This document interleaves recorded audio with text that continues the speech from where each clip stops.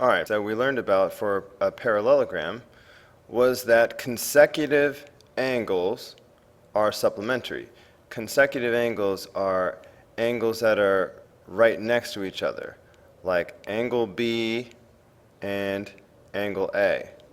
These two are consecutive angles because they're on the same side of this parallelogram. So we're supposed to find angle B. Consecutive angles are supplementary. That means they add up to 180 degrees. So basically we could just subtract from 180 to find angle B. So if I go 180 minus 64, that's going to give me the measure of angle B. So that's going to be 116 degrees. All right. Now we're supposed to find angle G. Again, angle F and angle G should be supplementary. They have to add up to 180. Okay, consecutive angles in a parallelogram are supplementary. So again, I just subtract from 180. So this time I do 180 minus 132, and that should give me the measure of angle G. So that's going to be 48 degrees. Same thing. This time we're supposed to find the measure of angle M. Okay, well, not quite the same thing. Angle M, we're supposed to find this angle down here. Now these angles are not consecutive, so they are not going to be supplementary. Instead, what's the relationship between angles that are opposite each other or across from each other? Yeah, hopefully you said they are the same. So that's why angle M should just be 96 degrees. Okay, find the value of each variable. Another property that we learned about parallelograms is that opposite sides should be equal. So that means what's the value of A? 9, just like that. And what's the value of B? 11. Okay, opposite sides are equal. Now this one will have to do a tiny amount of work, but opposite sides are equal. That means 12 should equal y minus 5. Those should be equal. And similarly, x plus 2 should equal 4. So x plus 2 should equal 4. Subtracting 2 from both sides, that gives us x equals 2. And then for the y values, we have y minus 5 should equal 12. So adding 5 to both sides gives us y equals 17. Okay. Now number 6. Now we have sides and angles to deal with. All right. Let's do the sides first. The 16 side should equal the 3x plus 4 side. Let me just put a little line here. So that means 3x plus 4 should equal 16. So of course we subtract 4 from each side. So that gives us 3x equals 12. So dividing by 3 on both sides gives us x equals 4. Okay, so that's how we find x. Now, these are angles in here, degrees. Should these angles be congruent? Should they be equal, or should they be supplementary, adding up to 180? What do you think? These angles are opposite angles. Opposite angles should be equal. So I'm going to make the equation. So this is going to make y minus 60 should equal 56. So adding 60 to both sides. Okay, so that should be 116. All right, let's look at number 7. Okay, looking at the 25 and the 8g minus 3. Those are opposite sides, so they should be equal. So that means 8, and I'm going to use a capital G, but 8g minus 3 should equal 25. So of course we're going to add 3 to both sides. So that's going to give me 8g equals 28. All right, if I divide both sides by 8 at this point, that's going to give me like a fraction or a decimal. But that's cool. So that's going to give me g equals 7 over 2, or 3.5.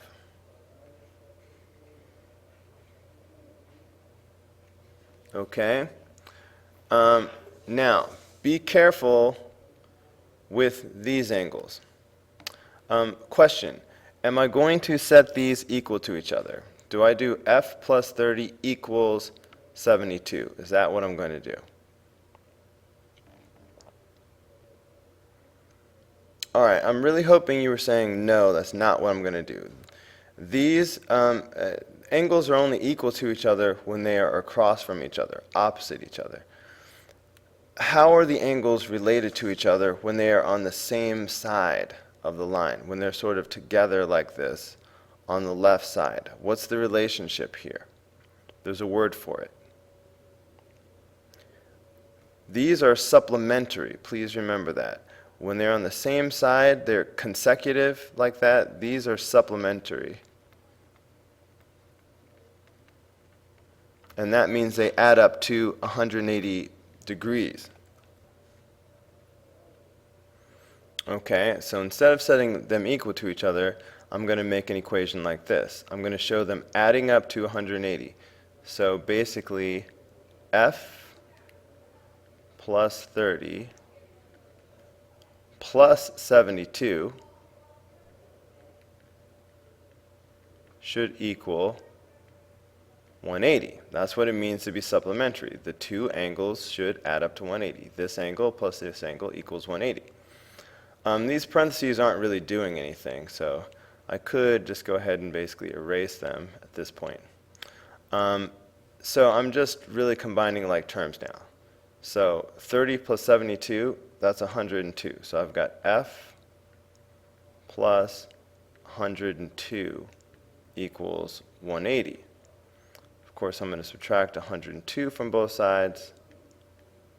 So that's going to give me f equals 78.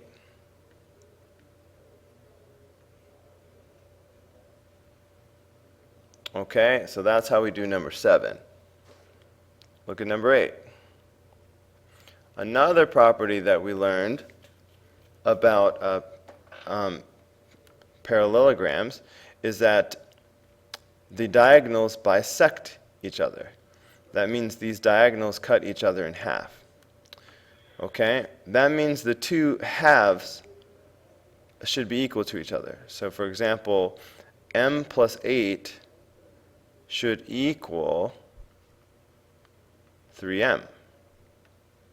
So this is an equation I could solve. I would subtract m from both sides. So that's going to give me 8 equals 2m. And then I'm just going to divide by 2.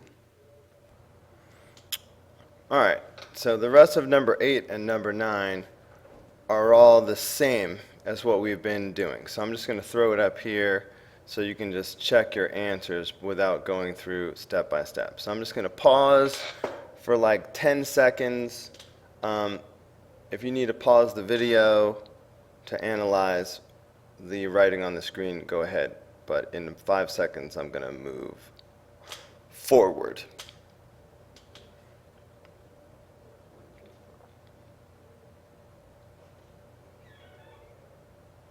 Okay. moving on. Alright, so looking finally at number 9 and 10. Now look, as we do these videos, I'm hoping that you're doing as much as you can on your own.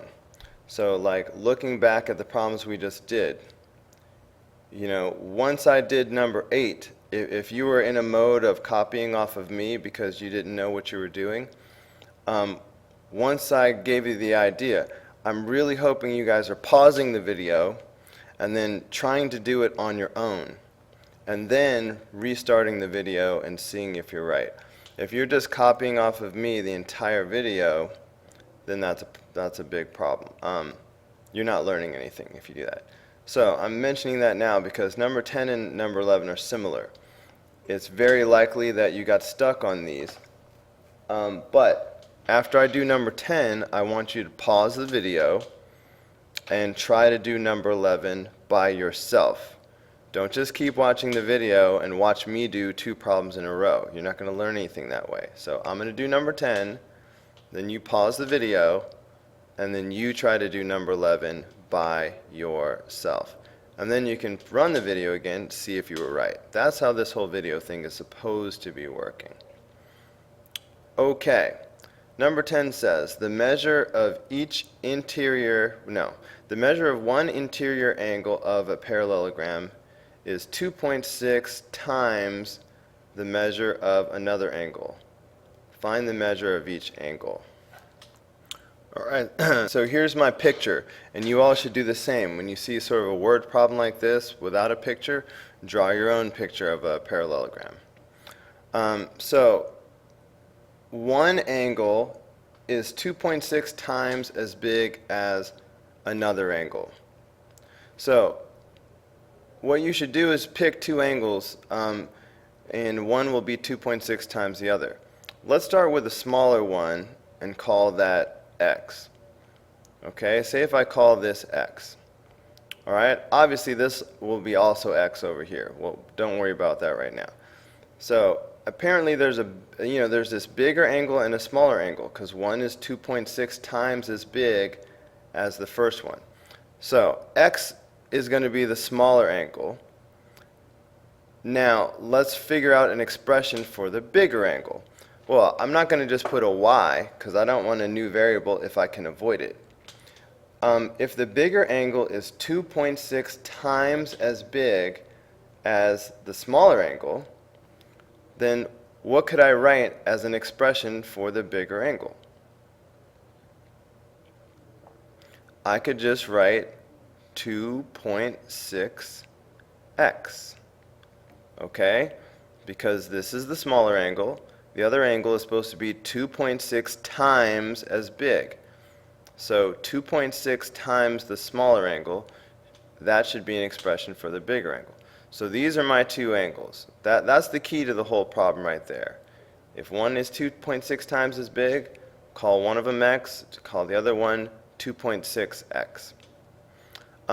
Now, are these angles going to be equal to each other? So am I going to go x equals 2.6x? Are these angles equal?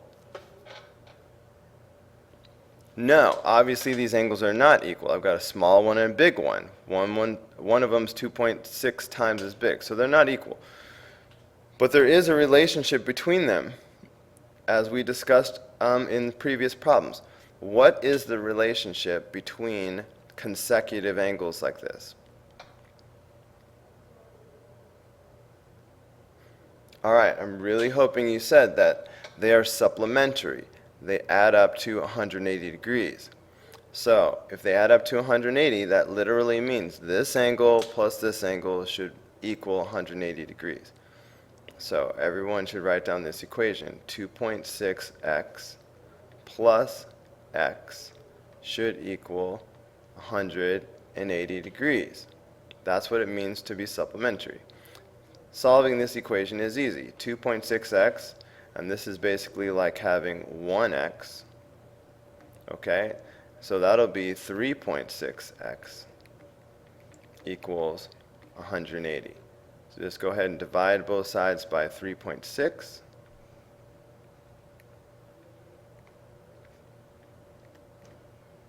Okay, and you should have your answer. So 180 divided by 3.6, that's 50.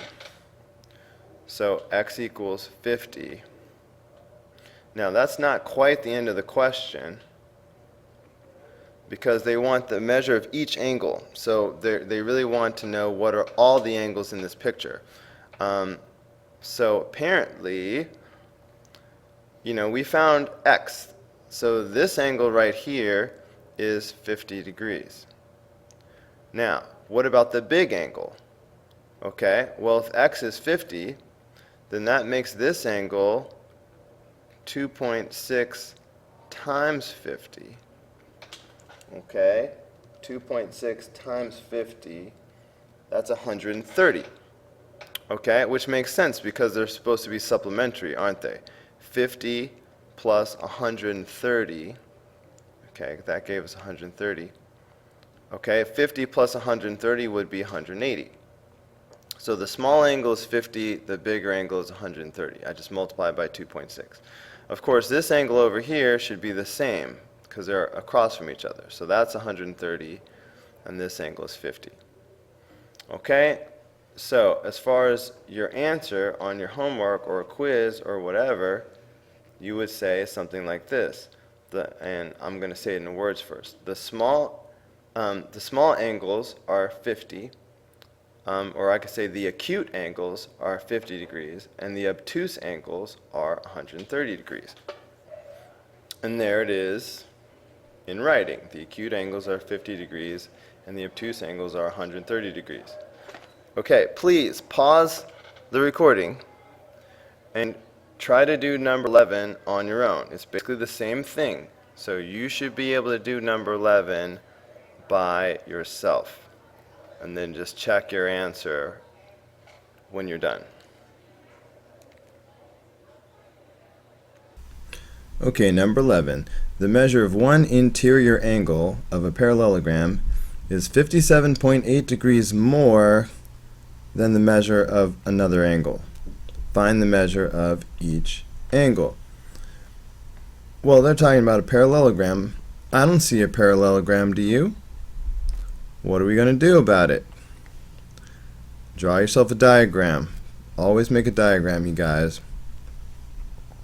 Now, so they're talking about one angle and is more than another angle. So let's make some variables. Let's let x be the smaller angle. Now, on the previous problem for the larger angle, it said the larger angle is 2.6 times the measure of the first angle. So we did 2.6 times the smaller angle.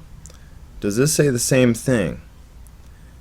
Okay, the measure of one angle is 57.8 degrees more than, not times, more than. So obviously 2.6 times the measure, that was multiplication. So we just did multiplication. Now, if I say 57.8 degrees more than something, what operation am I going to do? I'm hoping you're thinking addition, okay? 57.8 degrees more than x is x plus 57.8. Okay? So, if one angle is x, the small angle, the bigger angle will be x plus 57.8. So now I've got an expression for each one. So, am I going to set these two equal to each other, or will they be supplementary? I'm hoping you can see that these will be supplementary. There's no way they're going to be equal to each other. One of them is an acute angle, one of them is an obtuse angle. They cannot be equal. So instead they are supplementary. In other words, they should add up to 180. So the equation is going to be like this. X plus x plus 57.8 is equal to 180. This angle plus this angle has to equal 180. So this angle plus this angle has to equal 180. So it's just a matter of solving this thing. Now, please understand that the parentheses are not really doing anything. So, because there's no number in front, I don't have to distribute anything. So, I really could just erase the parentheses. And then I would have this, x plus 57.8 equals 180. Putting these together, that makes 2x plus 57.8 equals 180. Time to subtract 57.8 from both sides. So that's going to give me 2x equals, let's see, 180 minus 57.8, that's 122.2. Time to divide both sides by 2. So that's going to give me, let's see, is there any more space down here? That's going to give me x equals 61.1.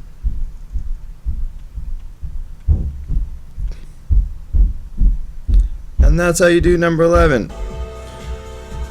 Wait, we're not quite done.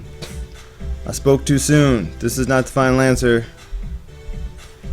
This is one of the final answers. I guess I could leave it in a box. I feel like putting it in a circle though. We have x, but we're supposed to find the measure of each angle. That's like 4 angles. So true, this angle right here, x, is 61.1. Okay, so one of my angles is 61.1. Okay, that means this angle over here is also 61.1. But what about the obtuse angles? What about this angle? Well, remember that these angles should be supplementary. So to find the other angle, I can just subtract from 180. Okay, so if I do 180 minus 61.1, that's going to give me, let's see, 180 minus 61.1. That's going to give me 118.9. Okay? So that tells me the obtuse angles are 118.9. Okay? So those are the answers. So let's see. So I guess in words we could say this. Okay, so I guess we could say it this way. The acute angles are 61.1 degrees and the obtuse angles are 118.9 degrees. And that is how you do number 11.